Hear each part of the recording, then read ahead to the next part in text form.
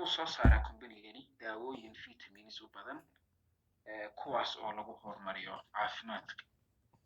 bini'aadamka.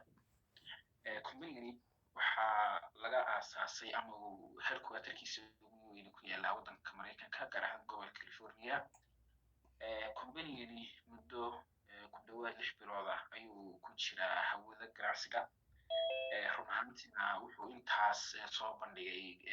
xawaare magac iyo waxyaabo cajiib ah oo taas oo u keentay inuu qabsado suuqa ganacsiga online marketingka. Companygani ujeedada loo aasaasay maxay tahay? Ujeedada companygani loo aasaasay ama hadafka ugu weyn ee companygani loo aasaasay waxa weeyaan inay dadku helaan caafimaad buuxa kaas oo aan ku baahan wax kharasha oo badan. Companygan shaqo kasta oo la qabto waxaa jirta dad mas'uul ka ah ama inay u udub dhexaad kuwaas oo hawsha ugu adag qabta magacyo mas'uul ku leh. Tiimka halkan aad ka aragtaan waa asaasayaasha iyo inay maamulayaasha companyga. Waxaa ugu horeeya ninkan oo CEO-ga Ingiriiska la yiraahdo waa CEO-ga guud ama maamulka guud ee maareeyaha guud ee companygan. waxaa ku xiga ninkan Nawdar Khazan la yiraahdo oo ah agaasinka waaxda suuqgeynta. sidoo kale waxaa ku jira ninkan Ryan Gorkin la yiraahdo oo ah isna agaasinka waaxda horumarinta wax soo saarka companyga. iyaduna waxaa ku jirta gabadha oo Lisa Gorkin la yiraahdo oo ah Director of Product Education ahna madaxa bixisa tababarada companygan si loo kobciyo dadka companygan kusoo biiray garaadkooda aqooneed ku saabsan waxyaabaha suuqa online marketingka. Companygani saan hore idinku sheegay waa company asaaskiisa ama ujeedadiisu ay tahay loo aasaasay ay tahay soo saaridda daawooyin kuwaasi oo ah nolosha bini'aadamka wax badan u taraysa. Companygani wuxuu soo saaraa in ka badan 15 daawo kuwaas oo u badan vitamins. waana daawooyin maxay ahayd isugu jira kuwa caafimaadka guud. daawooyin waxaa ka mid ah daawooyinka companyga soo saaro daawooyin kuwa energy daawooyin nutrition oo inay nafaqo laga heli karo. daawooyin waxaa ku jira skin care kuwaas oo inay loogu talagalay dadka u badan gabowga kusoo degdego kuwaas oo jirka uu ku soo celinayo sidii caadiga ahayd. waxaa ku jira daawooyin qaar weight management oo culayska qofka badanaa inay burnaada uu culayska iskaga dhimi karo. daawooyin caynkaas ah oo ilaa 15 product gaaraya ayay companygu soo saaraa. sida uu qorshu yahayna daawooyin kuwa ka badan ayaabay dhawaan soo saari doonaan. haddaba maadaama wixii tahay daawooyin loogu talagalay in qofka caafimaadka u cuno kalsooniinta in leeg baa lagu qabi karaa. halkan ayaynu cadaynaysaa daawadan marka hore waxaa lagu sameeyaa waddanka Mareykanka oo ah mid ka mid ah wadamada ugu horumarsan adduunka. daawooyinkan Mareykanka marka lagu sameeyo oo kaliya tamaahay waxaa jirta oo kale waxa approve gareeya waaxda fayadhowrka ee waddanka Mareykanka. sidoo kale waxaa la soo mariyay laboratory test ama shaybaarka maxay ahayd shaybaar guud kaasoo hubinaya nadaafadda iyo tayada inay awoodda dawadan. runaantiina waa mid hubo. haddaba companygan aan kasoo sheekeynay maanta dhan horta intaa hore waa inay companygani waxa uu yahay productyada soo saaro iyo halku yahay xilliga la aasaasay ahayd. companygan haddaba haddii aad rabtid inaad ka mid noqotid sidee baad uga mid noqon kartaa? 3 qodob ayaa muhiim ah. companygan marka hore sidee inaad ka mid noqoto aad rabtid marka hore waa inaad iska diiwaangelisid qofka companygan kusoo gaarsiiyey linkiga uu ku siin doono. linkigaas ayaad raaci doontaa kaas ayaad iska diiwaangelin doontaa. kadib marka aad linkiga iska diiwaangelisid leaderkaaga ayaa waxa uu bixin doontaa oo aad companyga kusoo gelaysaa $40 oo registration iyo $10 oo aad companyga membership ama xubin aad kaga noqonaysid. kadib marka aad membership companyga ka noqotid ee xubin ka noqotid lacagta habkaysid companygu wuxuu ku siin doonaa account ama xafiis ama office uu ka dhex siinayo website-ka companyga kaas oo aad ku shaqaysan doontid. website-ka la eenay ama account-ka lagu siinayo adiga ayuu khaas ku yahay. waxa uu leeyahay user iyo password ku gaara. companyga markaa ku siiyo account-kaas wixii intaa ka dambeeya shaqo ayaa bilaabmaysa. hal mid baa laakiin xasuusin mudan companygan markaad kusoo biirsay account-ka lagu siiyo bil walba waxaa muhiim ah inaad ilaashatid account-kaaga waqtigiisa oo $10 ee bil walba account-kaaga lagu cusboonaysiiyo inaanad ilaawin taasoo hadda dawladda khatar ku noqon karta account-kaaga. company-gan maxaad ka samayn kartaa company-gan waxaad ka samayn kartaa bishii dhaqaale gaaraya $2,000 iyo weliba ka badan haddii aad go'aansatid inaad company-gan ay sii shirgaraysid barnaamijka aanay company-gan dadku soo xidhin productigiisa aad iibisid oo ay sii iibgeysid dhaqaale badan ayaad ka samayn kartaa haddaba dhaqaalada laga samaynayaa baan idhaha sidee looga samayn karaa company-gan dhaqaale waxaa jira 6 qaab oo aad company-gan uga shaqaysan karto runtii aad ka gaari karto wax financial freedom ah oo xornimo dhaqaale aad ka gaari karto qaabka koowaad ee company-gan looga shaqeeyo waxa weeyaan waa weekly fast start commission oo ah lacag ama inay dakhli si isbuucii ah ku soo galaya sidoo kale waxa ku xiga matrix commission oo iyaduna ah dakhli si bilaa ku soo galaya margin bonus oo iyaduna ah inay dakhli kala si bilaa ku soo gaaraya 6 qodob ayaan rabaa inaan midmid u dul istaagno haddii alla idmo insha Allah qodobka koowaad hore soo sheegay ah weekly fast start commission muxuu yahay sideen ay company-gan markay qodobka koowaad aan ku samayn karaan weekly fast start commission waxa weeyaan waa lacag si isbuucii ah u soo dhacda taas oo aad ku helayso dadka linkigaaga iska diiwaangeliya qof kasta oo linkigaaga iska diiwaangeliya ama linkigaaga soo raaca 50% dakhli ayaad ka helaysaa okay sidee ku dhici kartaa halkan ayaan rabaa bal chantus kan yar inaan aanay faahfaahiyo kooban aan ka bixiyo sidee dakhli uga heli kartaa waa qaabka koowaad ee lacag laga sameeyo bal qaabo kale fara badan bay noo haray ay la socdaan company-gan marka u horeysa ee aad ku soo geysid linkigaaga asxaabtaada la sheegay iyo family ama cid kasta oo barnaamijka daneynaysa dabeeto shakhsi kasta oo linkigaaga soo raaca waxa aad ka helaysaa lacag $25 lacag $25 ama 50% lacagta ku soo galay oo $25 dhiganta ayaad ka helaysaa marka haddaba tahay darajada unrank waxa weeye waa marka horeysa ku soo birto ee aadan cidna diiwaangelin baad unrank taagan tahay darajada unrank marka taagan tahay halka qof ee aad keentid waxa aad ka helaysaa $25 dakhli gaaraya ayaad ka heli doontaa marka aad gaadhin darajada bronze oo ah darajada koobaad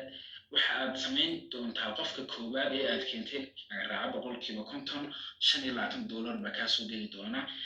qofka marka koobaad $25 ka soo galay hadduu si shaqo tago cid kasta oo keenana 10% oo u dhiganta $5 ee iyadana ka samayn doontaa marka aad tahay darajada silver qofka koobaad ee keentid waxa aad ka samayn doontaa 50% oo u dhiganta $25 qofkaas aad koobaad keentay qofka uu sii keenana waxa aad ka samayn doontaa 10% oo $5 u dhiganta qofkaasi qofka uu sii keeno ee saddexaadna waxa aad ka samayn doontaa 5% qofkaasi qofka uu sii keeno waxa aad ka samayn doontaa 5% silver marka aad tahay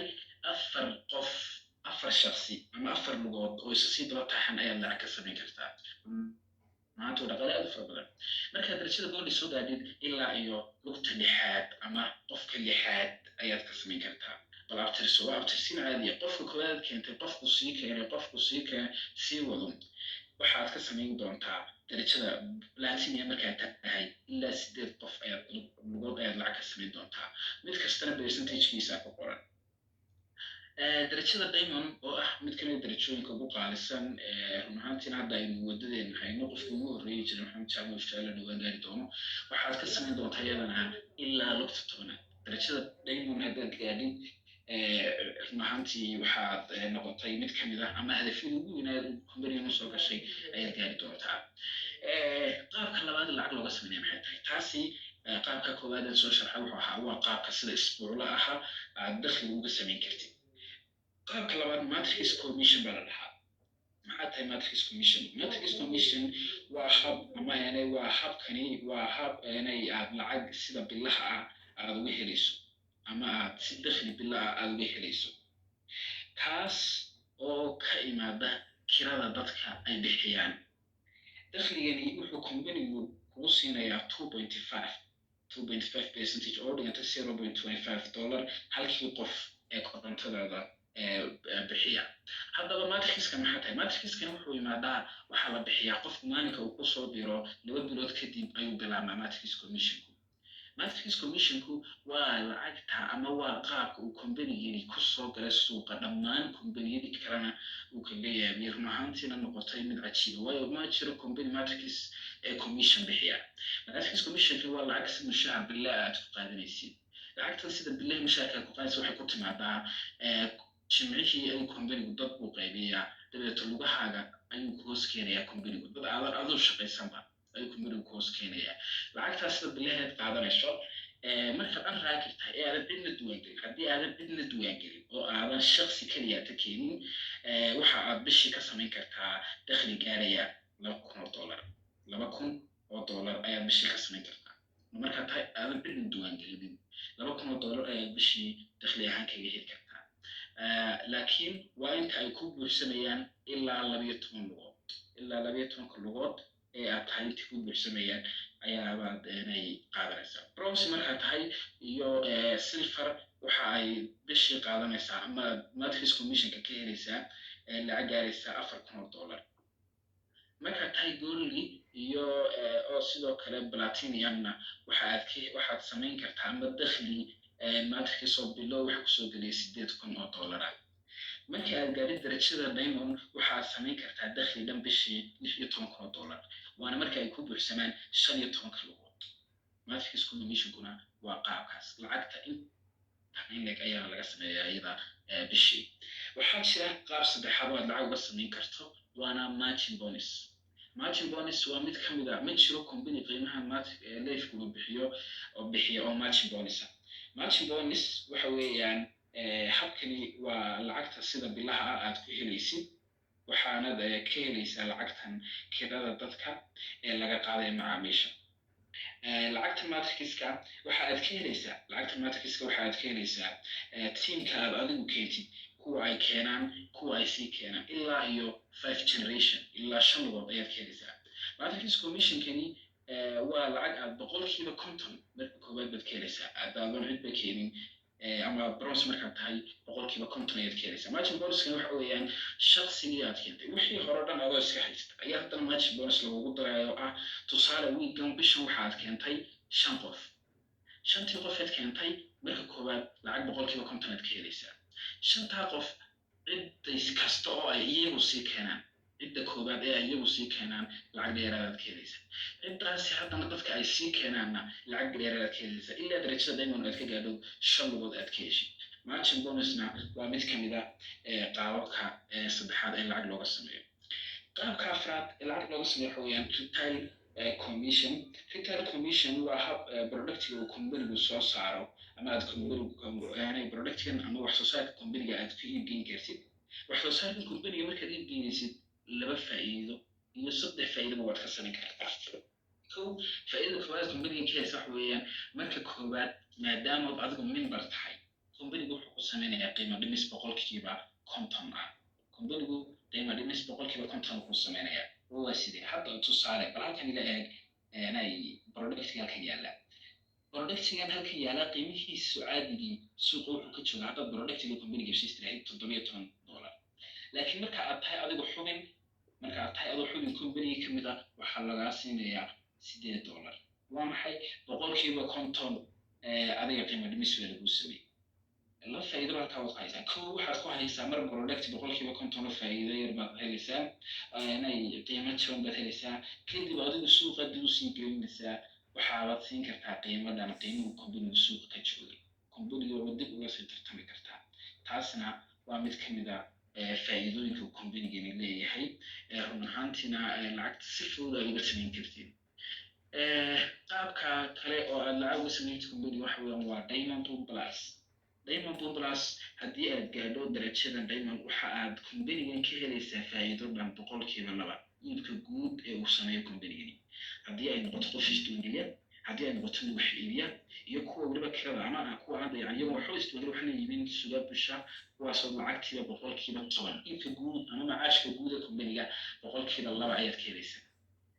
darajadan waa halka aynu wada socono doonayba insha Allah taala qadaro ruuxaantii darajada markaad gaadhid iibka guud ee companiga ayaa wax ka helaysaa tusaale companigu hadduu maanta bisha uu shaqeeyo $2 milyan aduu 2% ku yeelanaysaa aduu 2% ayaad ku yeelanaysaa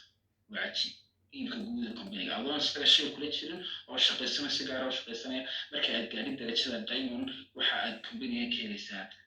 qiimaynta ay leedahay haddaba si aynu iskula balfahano waxaan maanta dhan ka sheekeynaya waxaan rabaa jaantuusyada halkan ama sawirada halkan naga muuqda balina faahfaahin yar idinka siiyo si aad faham buuxa u heshaan dakhligani waa kii isbuuclaha ah halkan sawirka aad ka aragtaanna waa dakhligii bilaha usoo dhacay shaqsigani bisha wuxuu sameeyey waa marriage ayaan kusoo qaatay bal bishii iyo weliba dakhligii shalay lacagtii soo dhacdayna toos ayaan idin tusi doonaa marriage qofkan wuxuu shaqeeyey isbuuciisii koobaad ama wiigiisii koobaad $180 wiigiisii labaad $990 ayaa soo dhacday wiigii saddexaad maxaa soo dhacay $1,125 sii wado qofkani waa lacagtii weekendigiisa toddobaadlaha u soo dhacday laakiin muxuu qabtay shaqo adag ayuu qabtay taasaa dhammaanteedina wad sugaysaa lacagtani waa matrix commission halkaa ilaa ark waa matrix bonuski qofkani bisha maxaa soo dhacday $911 soo dhacday waa lacagtii sida bilaha ahayd uu shaqeeyey waana lacagta aad heli kartid haddii aad dad keentid iyo haddii aad dadba keenin waqtise ayay qaadanaysaa haddaba halkan baa ila eg lacagtani waa lacagtii toddobaadlaha ahayd ee shalay soo dhacday hadda waa weekendi waa gumadii toddobaadlaha ahayd halkan maxaa kaaga muuqda waa may bishu qofkaan shaqsiga shalay waxaa usoo dhacay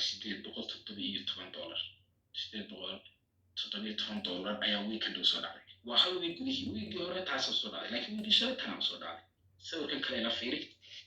shaqsigan waa mid ka mida tiimkayga يعني si aan waxa labada sawir isu ka bandhigay si aanan kaliya ta wax weyn ku tusin dadka qaar qof walba awoodiisa inuu shaqeysanayo wiilkan waa tiimkaygu ka mid yahay wiilkan oo kaliya ku jira wuxuu keenay laba shaqsi wuxuu helay gunnada halkaa idinka muuqata $50 ayuu helay $50 ayuu helay oo ka magaciisa wiil kaliya ku jira dheedka ila eg waa May 13 ilaa May 19 waa maxay lacagtu si weekend soo dhacda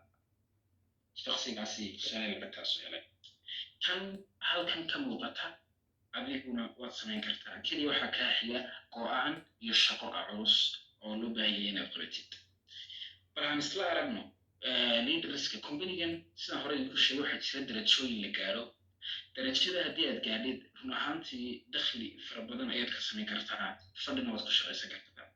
labadan leader halkii nooga muuqda waa laba ka mid a dadkii gaadhay darajada goldi waa mid ka mid ah darajooyinka ugu dahabeysan ee companiga la gaaro run ahaantan dadku wada socdaan sidoo kale labadan leader halka iyaguna nooga muuqda waxa ay gaadheen darajada platinum ay gaadheen diamond ay hadda wadadii diamond bay hayaan insha allah tacaala ilaahay ducada soo mariya waxaa jira injineer maxamed jaamac oo ah hogaamiyaheena oo isaguna ah shaqsigii ugu horreeyay ee diamond gaadha insha allah tacaala bisha may dhamaadkeega noqon doona isagana ducada nagu marno sawirkan waxaan usoo qaatay waa xafilaya waa wada garanaya qofkan waa nan cali dhaanto darajada bronze uu gaadhay waqti wuxuu gaadhay bishii marriage hadda waxaa filaya guriga sii gaadhay laakiin sawirkan waxaan tusaale usoo qaatay at least bal dadku companigan si ay u rumaystaan waayo qof kasta kalsooni ayuu heli karaa markaa shaqsigan waa mid ka mid ah xubnaha companiga run ahaantiina dadaal badan ka sameeyey siduu darajooyin companiga ku gaari lahaa ugu dambeyntii companiga waxaan kusoo dhawarinaya waxa aad ka heli kartaa dhowr fursadood oo muhiim ah taas oo aad adigu aana cidibica oo kala xiriir isla hadda markuu casharka dhimaado ayaad go-aan ku gaari kartaa inaad isku bedeshid companiga waxaad ka heli kartaa inaad ku horumarsid caafimaadkaaga haddii aad dawooyinkiisa iibsatid waxyaabaha xanuunada qaar kaa daweyn karaa waxaad samayn kartaa income ama dakhli xad lahayn kaas oo aad ka gaari kartid financial freedom ama xornimo dhaqaale wax la dhahdo sidoo kale shakhsiyadaada horumarinaysaa waxaanad ku rumayn kartaa mid ka mid a riyooyinkaaga insha allahu tacaala aad gaaraysid ugu dambeyntii qof kasta oo caawa halkan kasoo qaybgalay waxaan kula talinayaa inuu ku noqdo qofkii caawinkiin ama aanay barnaamijkan quruxda badan kusoo casuumin si uu wixii uu tagaya kala weydiiyo sidoo kale haddii uu qofkaas kusoo biirayo insha allahu tacaala uu kusoo biiro hal saddex qodob baan ka tegayaa oo ah saddex shay kow haddii aad rabtid inaad xornimo dhaqaale samaysid waa inaad marka hore go-aan soo qaadatid go-aankaas oo ah oo noqon raba inuu noqdo mid aan ka noqoshahay go-aan waa inaad ku qaadatid sidii aad u samayn lahayd xornimo dhaqaale laba markaad go-aankaas soo qaadatid kadib waxaa lagaga baahan inaad dadaal la timaadid oo haddii aad intaad shaqadii soo gashid aad fadhiisatid waxba kuma dhaqaaqayaan waxaa lagaga baahan yahay inaad dadaal badan la timaadid ugu dambeynna waa guulaysanaysaa insha allah dhammaantiin wada guulaysanaynaa intaas ayaan cashirka kusoo gabagabinayaa xiisadii caawa maasha allah intaad kusoo qora